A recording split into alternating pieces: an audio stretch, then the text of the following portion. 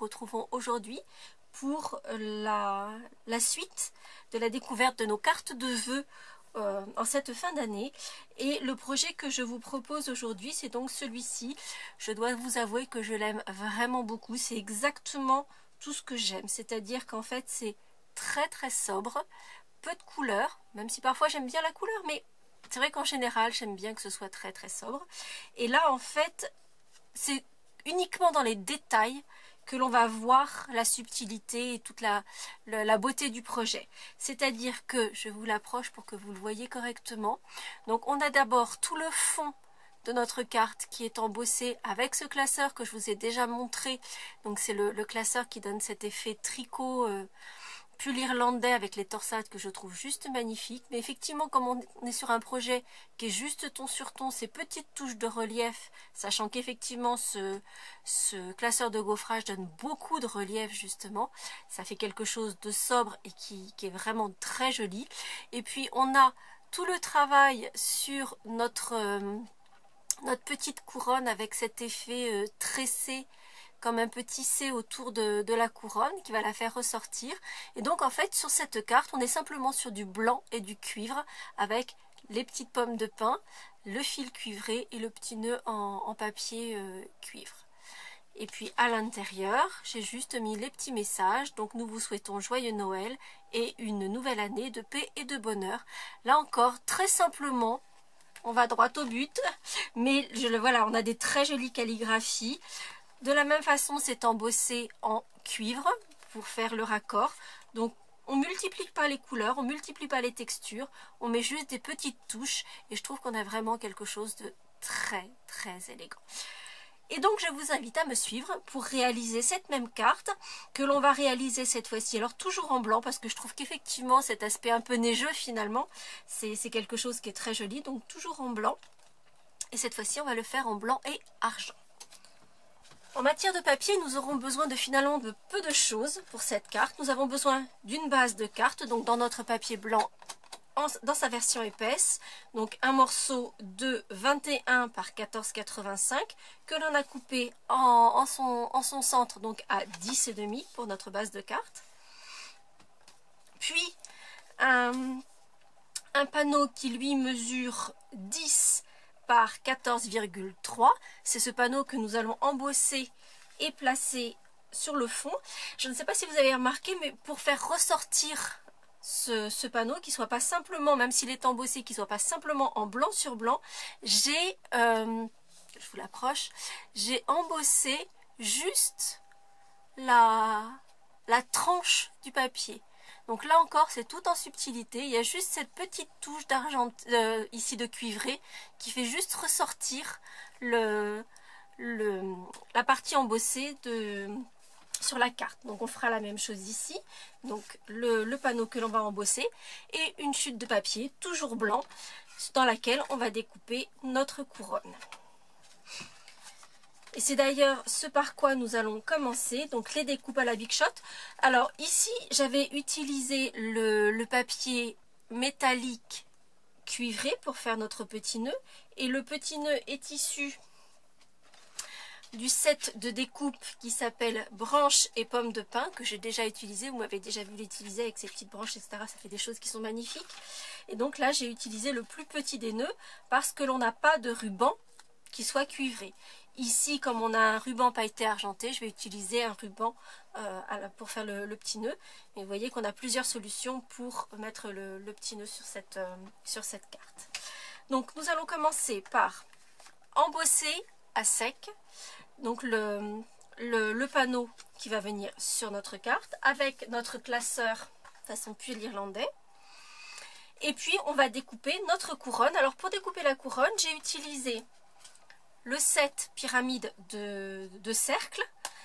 J'ai utilisé uniquement les cercles festonnés. Et là, j'ai pris le deuxième le plus petit et le deuxième plus grand.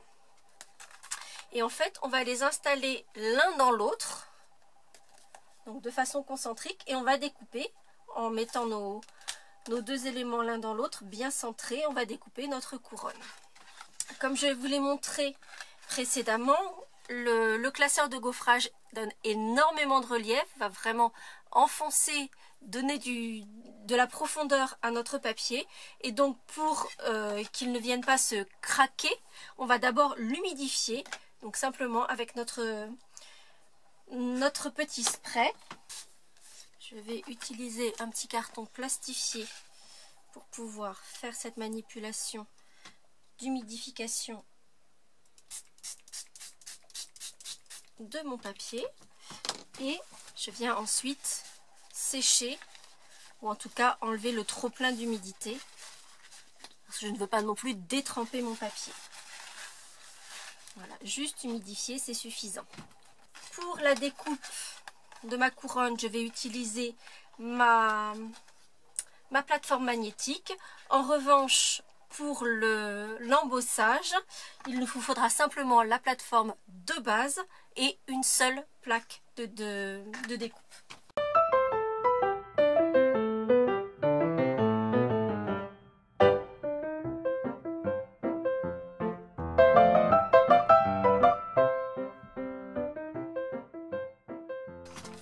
Et nous avons donc les éléments de notre carte avec le panneau embossé et la couronne que l'on va décorer. Nous allons donc commencer par la décoration de cette couronne, et comme vous avez pu le voir sur ma carte, j'ai inséré dans cette espèce de tissage que j'ai fait autour les petites pommes de pin, les petits charmes pommes de pin cuivrées qui sont juste super mignons. Ici, comme on est sur une version argent, je vais utiliser nos petits charmes argentés. J'ai déjà sorti mes petites feuilles de houx. Vous avez également les petites cloches et les petits bonshommes pain d'épices dans cette petite boîte de charmes. Et la petite astuce pour pouvoir insérer ces petits charmes dans votre tissage, et surtout qu'ils ne se déplacent pas, parce que si je les rentre simplement dans le fil étant très très fin, c'est notre fil argent, notre fil métallique comme ceci, les pommes de pin vont toutes tomber en bas. Donc l'astuce, c'est que je ne vais pas couper mon fil, je vais le laisser sur sa bobine, puisqu'à ce stade, je ne sais pas encore de quelle longueur je vais avoir besoin. Puis, je vais passer une aiguille sur mon fil et je vais enfiler tous mes petits charmes, mais en faisant une boucle, c'est-à-dire que je ne vais pas simplement passer mon fil une fois, je vais le passer une seconde fois dans l'attache de mon charme. Ce qui veut dire que, vous voyez, une fois que c'est serré, le petit charme ne descend plus tout seul, il est coincé, simplement par cette boucle que l'on a fait. Et donc on va d'abord placer tous nos petits charmes, nos 5 petits charmes sur notre fil métallique.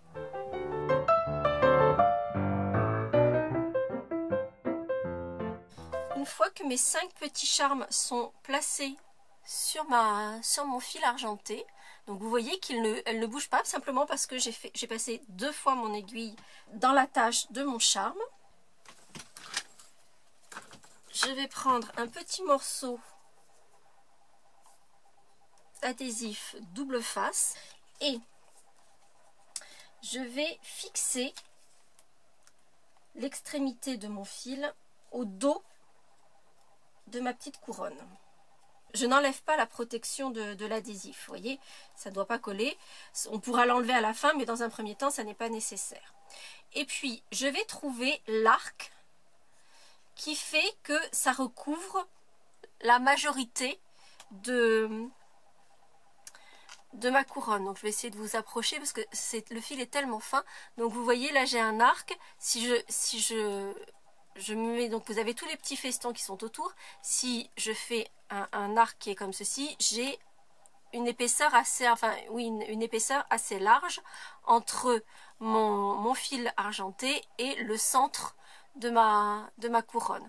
En revanche, si je viens positionner mon fil ici, vous voyez que j'ai juste une toute petite largeur. On pourrait même éventuellement le mettre au cran suivant. D'ailleurs, je vais le mettre, je pense, à ce cran là.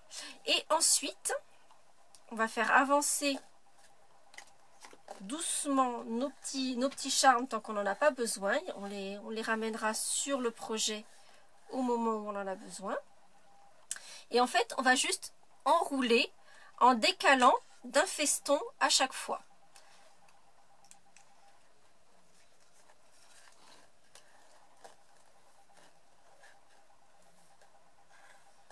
Tant et si bien qu'on va recouvrir l'intégralité de notre petite couronne et arrivera à un moment où il y aura 2 fils qui partiront de chaque creux de feston. Je vais encore me rapprocher parce que c'est toujours un peu compliqué pour que vous voyez. Donc vous voyez, là j'ai fait 3 passages et à un moment j'arriverai, mon fil va revenir sur des festons où j'ai déjà mis du fil. C'est-à-dire qu'en fait, chaque feston, de chaque creux de feston devra partir 2 fils.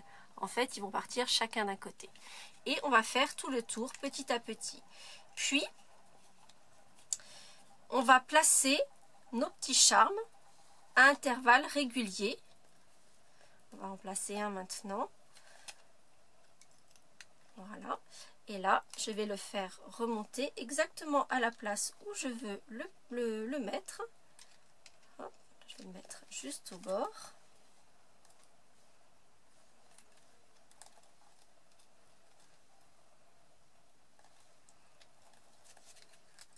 Et une fois qu'il est en place, je peux continuer.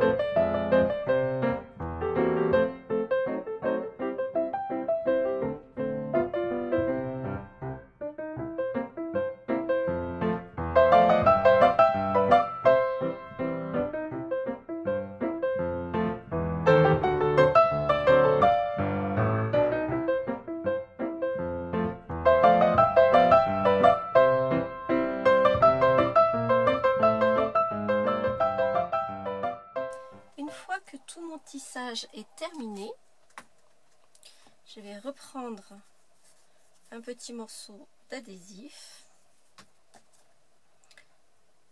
Alors effectivement, on n'a pas besoin forcément qu'il soit double face, mais on a besoin quand même d'un adhésif solide.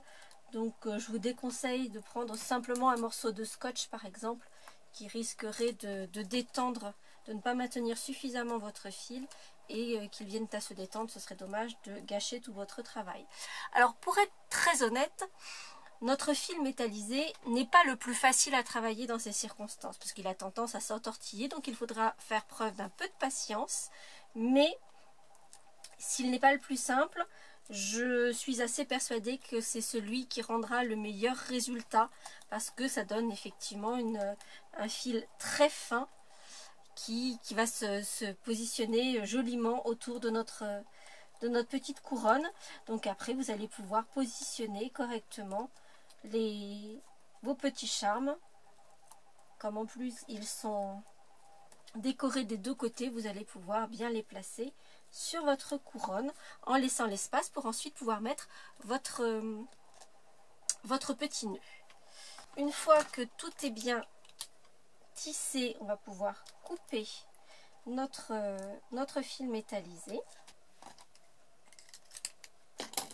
Et nous avons donc notre petite couronne avec son fil métallisé. Je trouve que ça donne quelque chose de vraiment très joli. Je vous l'approche pour que vous puissiez bien en profiter. Donc vous voyez, on a tout notre petit tissage dessus. Ça me fait penser, vous savez, au dessin que l'on faisait avec le spirographe quand on était petit. Ça fait cette espèce de tissé là. Donc c'est vraiment très très joli. Ensuite, on va faire un petit nœud à la fourchette pour le mettre en bas de de notre couronne. Alors si vous ne savez pas encore comment réaliser un petit nœud à la fourchette, je vous invite à aller visionner la petite vidéo, très courte vidéo qui est dédiée uniquement à cette petite astuce, donc pour réaliser des jolis nœuds en un tour de main avec les fourchettes qui se trouvent dans votre cuisine.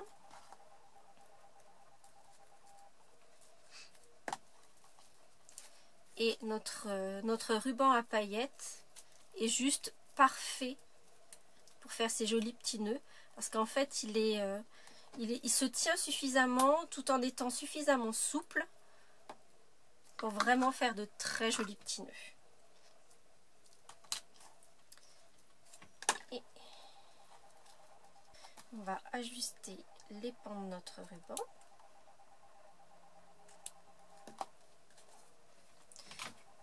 Et à l'aide de mini points de colle, on va pouvoir fixer le petit nœud en position.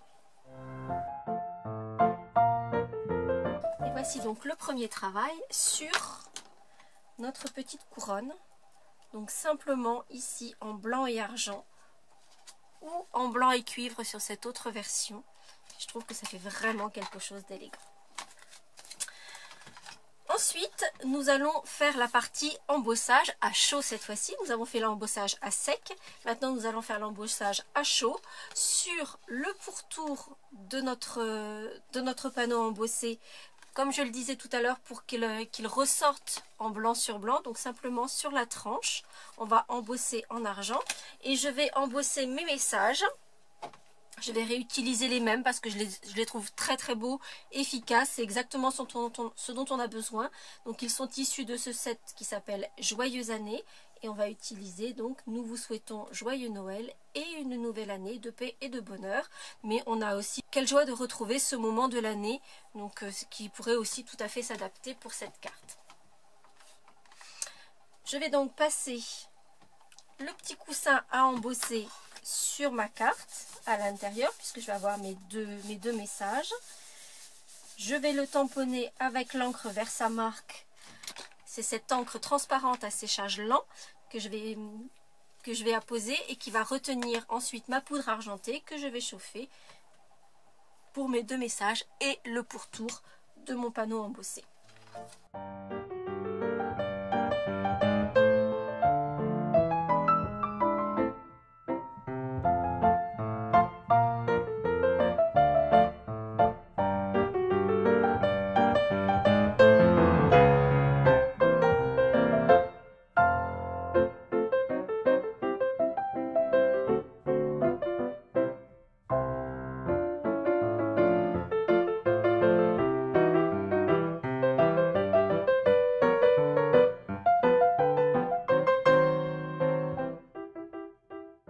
Et voici cette fois-ci l'embossage à chaud qui a été réalisé. Donc vous voyez avec les messages qui sont vraiment très métallisés, puisque vous voyez avec la lumière parfois oui, il arrive complètement à disparaître selon comment vous arrivez à le voir. Donc ça donne vraiment quelque chose de très joli. Et puis donc sur notre panneau décoratif, on a juste cette petite bordure qui est très subtile mais qui va permettre de faire ressortir davantage notre panneau sur le devant de notre carte. Il s'agit à présent simplement d'assembler tout cela. Donc pour le panneau embossé, on va le coller simplement avec de la colle multifonction. Et je vais mettre la colle principalement sur les parties qui sont moins profondément embossées, donc là où il n'y a pas les torsades.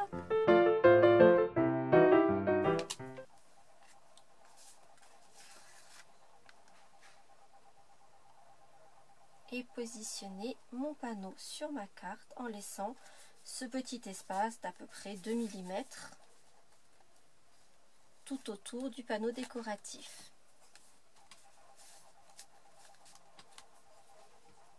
Dans la mesure où ce panneau a été humidifié, embossé à sec, puis chauffé et embossé à chaud, il va falloir lui redonner un petit peu de forme, et en l'occurrence pour qu'il se mette bien à plat, mais ça va venir facilement parce que du coup toutes ces actions l'ont fait un peu se gondoler.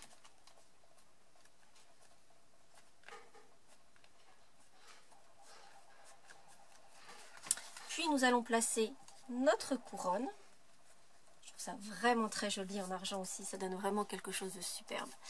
Et là je vais utiliser des mousses 3D pour que ma petite couronne soit un petit peu en relief. En plus il y a tout ce petit tricot au dos de ma carte, donc du coup mes mousses 3D vont aller chercher la matière pour bien la coller. Je vais utiliser ici des chutes, des bordures de mousse 3D parce que c'est largement suffisant, et puis ça permet de ne pas jeter. Évidemment, on ne jette surtout pas les bordures de ces mousses 3D. Il y a mille et une façons de les utiliser. C'en est une par exemple ici.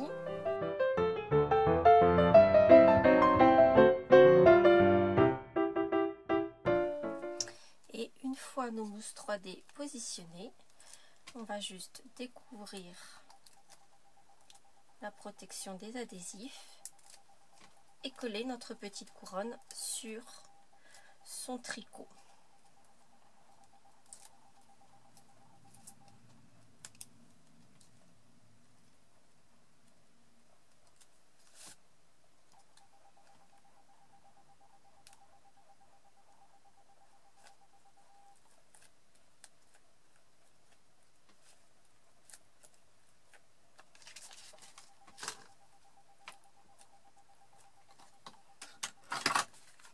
Et voici notre carte. Vous voyez que c'est assez simple. Le plus compliqué et le plus long, c'est de faire ce tissage autour de notre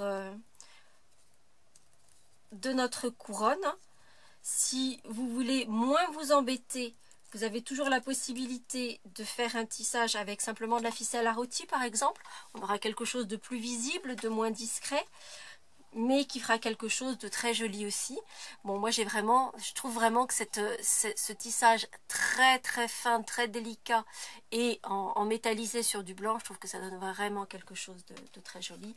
Et que ce soit en argent ou en cuivre, sincèrement, j'ai du mal à faire mon choix parce que je les trouve très très jolies toutes les deux. J'espère que ce nouveau projet de carte de vœux vous aura plu. Si c'est le cas, vous n'hésitez surtout pas à mettre un petit pouce en l'air. Et je vous retrouve dès dimanche pour un nouveau projet. À bientôt!